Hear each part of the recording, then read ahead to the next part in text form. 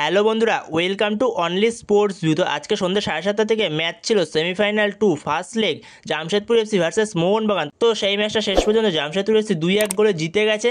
তো এই ম্যাচটা নিয়ে কিছু আলোচনা করবো এই ভিডিওতে। তো ভিডিওটি সবাই শেষ পর্যন্ত দেখতে থাকো, আর চ্যানেলে নতুন হয়ে থাকলে চ্যানেলটি সাবস্ক্রাইব করে পাশে থাকা বেল আইকনটি অন করে পাশে থেকো।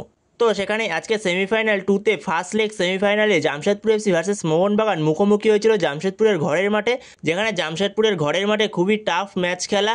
তো সেখানে জামশেদপুরের ঘরের মাঠে মুখোমুখি হয়েছিল। তো সেখানে শেষ পর্যন্ত জামশেদপুর এফসি 2-1 গোলে ম্যাচটা জিতে গেল, যেখানে জামশেদপুরের হয়ে প্রথম গোলটা করেছিল ফার্স্ট হাফে জেভিয়ার সিবেরিও। তো সেখানে জামশেদপুর এফসির প্রথম গোলটা আসে একটা থ্রো থেকে, থ্রোটা করে সেটা স্টিফেন এজে মাথা হেড করে এবং জেভিয়ার সিবেরিও দুরন্ত একটা ফিনিশ করে, মানে দুরন্ত একটা হেড করে ফিনিশ করে দেয়। তো সেখানে জেভিয়ার সিবেরিও এগিয়ে দেয় জামশেদপুর এফসিকে প্রথমেই। তো এরপরে মোহনবাগান ফার্স্ট হাফে ব্রেকে যাওয়ার আগে যেখানে একটা ফ্রি কিক পায়, তো সেখান থেকে জেসন কামিন্স অনবদ্য ফ্রি কিকে গোল করে। তো দুরন্ত জেসন কামিন্স, অনবদ্য ছিল গোলটা জেসন কামিন্সের ফ্রি কিক গোলটা। তো দুরন্ত ফ্রি কিক মারলো জেসন কামিন্স। তো কিচ্ছু করার ছিল না আলবিনো গোমসের, শুধু দাঁড়িয়ে দেখেছিল আলবিনো গোমস।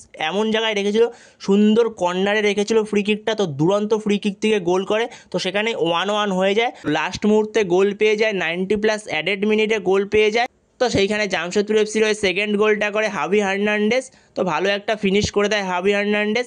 তো সেইখানে 2-1 গোলে এগিয়ে যায়। তো সেই জায়গাতেই মোহনবাগানকে সেকেন্ড লেগে কামব্যাক করতে হবে। তো সেখানে দেখা যাক মোহনবাগান সেকেন্ড লেগে কামব্যাক করতে পারে কিনা, 3-2 গোলে ম্যাচটাকে জিততে পারে কিনা কোনো রকম গোল না খেয়ে যুবভারতীতে।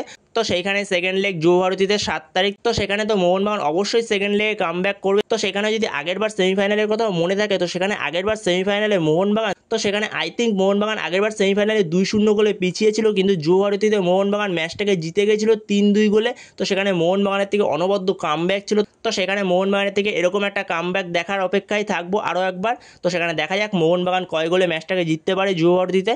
তো বন্ধুরা, তোমাদের মতে কী মনে হয় মোহনবাগান সেকেন্ড লেগে কয় গোলে ম্যাচটাকে জিততে পারে? তো তোমাদের এই বিষয়ে মতামত অবশ্যই কমেন্টে জানিও।